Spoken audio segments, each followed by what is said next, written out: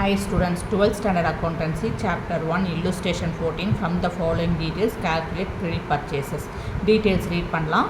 Creditors on 1st April 2018 returns outward cash paid to creditors on 31st March 2019. என்ன கண்டுபிடிக்க சொல்லியிருக்காங்க? calculate credit purchases என்னன்னு கொடுத்துருக்க information வச்சு கண்டுபிடிங்கன்னு சொல்லியிருக்காங்க. அப்போ நம்ம credit purchase ஃபைண்ட் அவுட் பண்ணணும்னா நமக்கு என்ன தேவை? நம்ம ஒரு ஃபார்மேட் ஃபாலோ பண்ணுறோம். அந்த ஃபார்மேட் என்னன்னு பார்த்தீங்கன்னாக்க format to total creditors account prepare பண்ணால் தான் நம்ம என்ன கண்டுபிடிக்க முடியும்? கிரெடிட் பர்ச்சேசஸ் கண்டுபிடிக்க முடியும். ஓகேவா? ஃபஸ்ட்டு கிரெடிட் பர்ச்சேசஸ்னால் என்ன அர்த்தம்? கேஷ் கொடுத்து பர்ச்சேஸ் பண்ணிங்கன்னா அது கேஷ் பர்ச்சேஸ். பணம் கொடுக்காம கடனுக்கு குட்ஸ் பர்ச்சேஸ் பண்ணிங்கன்னா இப்போ 1 lakh rupees நீங்கள் ஒரு சில்லறை வியாபாரி, நீங்கள் ஒரு ரீட்டெய்லர். ஓகேவா? நீங்கள் என்ன செய்கிறீங்க? ஹோல்சேலில் குட்ஸ் பல்காக ஆர்டர் பண்ணி பர்ச்சேஸ் பண்ணி நீங்கள் ரீட்டெயிலில் விற்கிறீங்க. ஓகேவா? ஹோல்சேலில் பல்காக ஆர்டர் பண்ணும்போது சம்டைம்ஸ் நீங்கள் என்ன பண்ண முடியும்? கேஷ் கொடுத்து பொருள் வாங்குறீங்க, குட்ஸ் வாங்குறீங்க. சில நேரம் என்ன பண்ணுறீங்க? நீங்கள் கடனுக்கு பொருள் வாங்குறீங்க, கிரெடிட் பேசிஸில் பர்ச்சேஸ் பண்ணுறீங்க குட்ஸை. ஸோ அந்த கிரெடிட் பேசிஸில் பர்ச்சேஸ் பண்ணுறது தான் கிரெடிட் பர்ச்சேசஸ்ன்னு சொல்கிறாங்க. பர்ச்சேசஸ் 2 types ஆஃப் பர்ச்சேஸ் இருக்குது. Cash purchases, credit purchases. பணம் கொடுத்து வாங்கினீங்கனாக்கா குட்ஸ் வாங்கினீங்கன்னா அது கேஷ் பர்ச்சேஸ். கடனுக்கு குட்ஸ் பர்ச்சேஸ் பண்ணிங்கன்னா அது கிரெடிட் பர்ச்சேஸை சொல்கிறாங்க. யார் உங்களுக்கு கடனுக்கு பொருளை விற்கிறாங்களோ அவங்கள கிரெடிட்டார்ஸ்ன்னு சொல்லலாம். சப்ளையர்ஸ் இல்லையா, உங்களுக்கு சப்ளை பண்ணுறாங்க இல்லையா, அதனால் அவங்க சப்ளையர் சொல்கிறாங்க. கடனுக்கு விற்கும்போது அவர் கிரெடிட்டார்ஸ்ன்னு சொல்கிறாங்க. ஸோ ஓகேவா? ஸோ இதுதான் total creditors account. So total creditors account அப்படியே டோட்டல் டெப்டார்ஸ் அக்கௌண்ட்டோடைய ஆப்போசிட் தான் டோட்டல் கிரெடிட்டார்ஸ் அக்கௌண்ட். இதுக்கு ஃபார்மேட் ஃபஸ்ட்டு ஹெட்டிங் எழுதிப்போம். ஃபார்மேட் என்னது? லெட்ஜர் மாதிரியே ரொம்ப சிம்பிள். டெட்டார் கிரெடிட்டார் 2 சைட்லேயே எழுதிக்கிறீங்க. டெட்டார் சைட் 2 காலம் இருக்குது, கிரெடிட்டார் சைட் 2 காலம் இருக்குது, பர்டிகுலர்ஸ் ருபீஸ் எழுதிட்டோம். இதுதான் ஃபார்மேட், ரொம்ப சிம்பிள் ஃபார்மேட். எப்போவுமே ஓப்பனிங் பேலன்ஸ் கிரெடிட் சைடில் தான் ஆரம்பிக்கும். டோட்டல் கிரெடிட்டார்ஸ் அக்கௌண்ட்டில் ஓப்பனிங் பேலன்ஸ் எங்கே ஆரம்பிக்குது? கிரெடிட் சைடில் எப்போவுமே நீங்கள் என்ன ஸ்டார்ட் பண்ணுறீங்க? பைங்கிற வேர்ட் போட்டு ஸ்டார்ட் பண்ணுறீங்க. டெட்டார் சைடில் 2ங்கிற வேர்ட் போட்டு கண்டிப்பாக ஸ்டார்ட் பண்ணணும். ஓகேவா? 2ன்னு தான் நீங்கள் ஐட்டம் நேமே எழுதணும். பையின்னு போட்டு தான் ஐட்டம் நேமே எழுதணும். ஓப்பனிங் ஸ்டாக் எங்கே வரும்? டோட்டல் கிரெடிட்டார்ஸ் அக்கௌண்ட்டில் கிரெடிட் சைடில் வருது. பை பேலன்ஸ் ட்ரா டவுன் எழுதணும். ஓப்பனிங் பேலன்ஸ் ப்ராக்கெட்டில் கண்டிப்பாக எழுதணும். ஸோ நீங்கள் கடனுக்கு பொருள் வாங்குறீங்க இல்லையா, எப்பப்போல்லாம் நீங்கள் கேஷ் கொடுக்குறீங்களோ அப்போது டு கேஷ் அக்கௌண்ட் டெட்டார் சைடில் என்ட்ரி போடணும். கேஷ் கொடுத்தீங்கன்னா டு கேஷ் அக்கௌண்ட் பெய்டுன்னு ப்ராக்கெட்டில் எழுதணும். ஓகேவா? இப்போது நீங்கள் செக் கொடுக்குறீங்க. 1 lakh rupeesக்கு நீங்கள் குட்ஸ் கிரெடிட் கடனுக்கு வாங்கியிருக்கீங்க. 1 month டைம் கேட்டிருக்கீங்க. இந்த சப்ளையரும் கிரெடிட்டாரும் ஒத்துக்கிட்டாரு. ஸோ நீங்கள் என்ன செய்றீங்க? அந்த பர்டிகுலர் டேட் கொடுக்குறீங்க இல்லையா, இந்த டேட்டில் நான் கடன் அடிச்சிட்றேன்ட்டு அந்த டேட் போட்டு செக் கொடுக்குறீங்க. அந்த செக்கு பாஸ் ஆச்சுன்னா டு பேங்க் அக்கௌண்ட். செக்குனால என்ன அர்த்தம்? Bank. To bank account debit சைடில் வரணும். கேஷ் கொடுத்தீங்கன்னா டு கேஷ் அக்கௌண்ட் பெய்டு எழுதணும். பேங்க் மூலமாக கேஷ் பேமெண்ட்டு செட்டில் பண்ணிங்கனாக்கா டு பேங்க் அக்கௌண்ட் செக் பெய்டுன்னு ப்ராக்கெட்டில் எழுதுறீங்க. To bills payable account bills accepted. So நீங்கள் கிரெடிட் பர்ச்சேஸ் பண்ணியிருக்கீங்க. ஓகேவா? ஸோ சப்ளையர் அந்த கிரெடிட்டார் என்ன செய்கிறாரு? உங்களுக்கு ஒரு பில் கொடுக்குறாரு. ஒரு ஃபார்மெட், ஒரு அஃபிஷியல் ஃபார்மெட் இருக்கும், டாக்குமெண்ட் இருக்கும். அந்த டாக்குமெண்ட்டில் உங்கள் நேம், என்ன டேட்டுக்கு நீங்கள் பணம் கொடுப்பீங்க, என்ன டேட்டுக்கு நீங்கள் கிரெடிட் பர்ச்சேஸ் பண்ணி கடனுக்கு பொருள் வாங்கியிருக்கீங்க, எவ்வளோ ரூபாய் வாங்கியிருக்கீங்க, என்றைக்கு அந்த பணத்தை திருப்பி கொடுப்பீங்க, வித் ரெவென்யூ ஸ்டாம்போட உங்கள் சிக்னேச்சர் போட்டு ஒரு அஃபிஷியல் டாக்குமெண்ட் ரெடி பண்ணுவாங்க. அந்த பில்லை அந்த கிரெடிட்டார் நீங்கள் சொன்ன டேட்டுக்கு உங்களுக்கு அனுப்புவார். இந்த டேட்டில் நீங்கள் செட்டில் பண்ணிடுங்க. அந்த பில்லை நீங்கள் அக்செப்ட் பண்ணி அந்த பில்லை பே பண்ணுறீங்க. ஏன்னா நீங்கள் தானே பொருள் வாங்கியிருக்கீங்க. ஸோ பில்ஸ் நீங்கள் தான் பே பண்ணுவீங்க. ஓகேவா? ஸோ நல்லா கவனிங்க. கேஷ் மூலமாக நீங்கள் பணத்தை செட்டில் பண்ணாலும், செக்கு மூலமாக பணத்தை செட்டில் பண்ணாலும், பில்ஸ் மூலமாக பணத்தை செட்டில் பண்ணாலும் டெட்டார் சைடில் தான் எழுதணும். To cash account, to bank account, to bills payable அக்கௌண்ட்டுன்னு டோட்டல் கிரெடிட்டார்ஸ் அக்கௌண்ட்டில் எழுதிக்கிறீங்க. ஓகேவா? அடுத்தது டு டிஸ்கவுண்ட் ரிசீவ்டு அக்கௌண்ட். நீங்கள் இப்போ குட்ஸ் வாங்கியிருக்கீங்க இல்லையா, அந்த சப்ளையர் என்ன பண்ணுறாரு? உங்களுக்கு கொஞ்சம் டிஸ்கவுண்ட் தராரு. அப்போ தான் நீங்கள் ரெகுலராக என்ன பண்ணுவீங்க? அவர்கிட்டயே பொருள் வாங்குவீங்கன்றதுனால அந்த சப்ளையர் கிரெடிட்டார் உங்களுக்கு டிஸ்கவுண்ட் தரார். ஸோ நீங்கள் டிஸ்கவுண்ட்டை ரிசீவ் பண்ணுறீங்க. So discount received account debtor சைடில் எழுதணும். 2 பர்ச்சேசஸ் ரிட்டர்ன் அக்கௌண்ட். நீங்கள் 1 lakh rupeesக்கு குட்ஸ் வாங்குறீங்க, வாங்கும்போது அது 20,000 rupeesக்கு என்ன ஆகிடுது, டேமேஜ் ஆகிடுது. டேமேஜ் ஆகிடுச்சுனாக்கா அந்த டேமேஜ் குட்ஸ் என்ன பண்ணுறீங்க, நீங்கள் இந்த கிரெடிட்டார்ஸ்க்கே ரிட்டர்ன் பண்ணுறீங்க. So purchases return account debtor சைடில் வரும். அடுத்தது க்ளோசிங் பேலன்ஸ் எங்கே வருது, டெட்டார் சைடில். ஓப்பனிங் பேலன்ஸ் கிரெடிட்டார் சைடில் ஸ்டார்ட் பண்ணுறீங்க. க்ளோசிங் பேலன்ஸ் எல்லா ஐட்டமும் டெட்டார் சைடில் என்ட்ரு பண்ண பிறகு கடைசியில் 2 balance carry down closing balance debtor சைடில் வரும். ஓகேவா, இதுக்கு opposite. Opening balance creditor side, closing balance debtor side. ஓப்பனிங் பேலன்ஸில் ஸ்டார்ட் பண்ணுறீங்க, க்ளோசிங் பேலன்ஸ் எல்லா ஐட்டமும் டெபிட் சைடில் எழுதிட்டு க்ளோசிங் பேலன்ஸு கடைசியாக எழுதுறீங்க.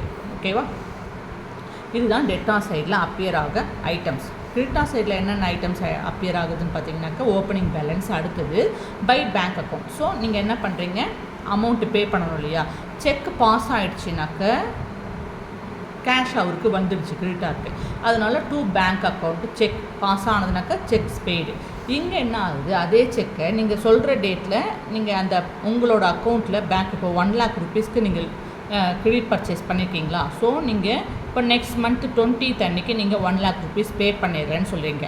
அப்போ நெக்ஸ்ட் மந்த்து 20ஆம் தேதி உங்கள் பேங்க்கில் 1 lakh rupeesக்கு குறையாமல் நீங்கள் அமௌண்ட்டு சஃபிஷியண்ட்டாக வச்சுருந்தால் தான் அந்த கிரெடிட்டார் அந்த செக்கை போடும்போது டெபாசிட் பண்ணும்போது செக்கு கிளியர் ஆகும். ஓகேங்களா, கிளியர் ஆகிடுச்சுன்னா அவருக்கு பணம் கிடச்சிடுச்சுனாக்க நீங்கள் செக்ஸு பெய்டுன்னு போட்டுக்கலாம். அவருக்கு நீங்கள் பணம் வந்து 1 lakh rupeesக்கு கம்மியாக உங்களை அக்கௌண்ட்டில் வச்சுருக்கீங்க. அப்போ என்ன ஆகும், நீங்கள் கொடுத்த செக்கு டிஸானர் ஆகிடுது, செக்கு பாஸ் ஆகலை, செக்கு கிளியர் ஆகலை, டிஸானர் ஆகிடுச்சுனாக்க அதை கிரெடிட்டில் என்ட்ரு பண்ணணும். By bank account cheques dishonoured கண்டிப்பாக எழுதணும். செக் பாஸ் ஆகிடுச்சுன்னா cheques paid 2 bank account. Cheque dishonour ஆகிடுச்சு, செக் பாஸ் ஆகலைனாக்க பை பேங்க் அக்கௌண்ட். ஓகேவா, அடுத்தது பில்ஸ் பேயபிள் அக்கௌண்ட் டிஸானர்ட். அதே மாதிரி நீங்கள் அக்செப்ட் பண்ண பில்லை 1 lakh rupees next month 20th அன்றைக்கி பே பண்ணுறேன்னு நீங்கள் அக்ரி பண்ண அமௌண்ட்டு நீங்கள் அன்றைக்கி சஃபிஷியண்ட்டாக அந்த 20ஆம் தேதி நெக்ஸ்ட் மந்த்து வச்சுருந்தா பில் பாஸ் ஆகிடும், பில்ஸ் பேயபிள் ஆகி கேஷ் வந்து இவருக்கு கிடச்சிடும். நீங்கள் உங்களோட கையில் நீங்கள் செட்டில் பண்ணுற கேஷை இவருக்கு வந்துடும். சப்போஸ் அப்போது பில்ஸ் வந்து அக்செப்டட்னு போட்டுக்கிறீங்க, பில்ஸ் பேயபிள் அக்செப்டட். ஆனால் அதே மாதிரி நீங்கள் பில்ஸில் சைன் பண்ணி கொடுத்தீங்க இல்லையா, 20ஆம் தேதி கொடுத்துட்றேன்ட்டு அந்த 1 lakh rupees சஃபிஷியண்ட்டாக உங்களோட அக்கௌண்ட்டில் இல்லைன்னா பில்ஸ் என்ன ஆகிடுது, டிஸானர் ஆகிடுது. பில்ஸ் பாஸ் ஆகலை, கிளியர் ஆகலை, டிஸானர் ஆகிடுது. அவர் பில்ஸ் கொண்டு போய் டெபாசிட் பண்ணார்னா பேங்க்கில், அப்போது உங்களோட அக்கௌண்ட்டில் 1 lakh rupees இல்லைன்னா அந்த பில் என்ன ஆகிடுது, டிஸானர் ஆகிடுது. டிஸானர் ஆகிடுச்சுன்னா கிரெடிட் சைடில் பை பில்ஸ் பேயபிள் டிஸானர்டுன்னு எழுதணும். பாஸ் ஆச்சுன்னா பில்ஸ் பேயபிள், 2 பில்ஸ் பேயபிள்.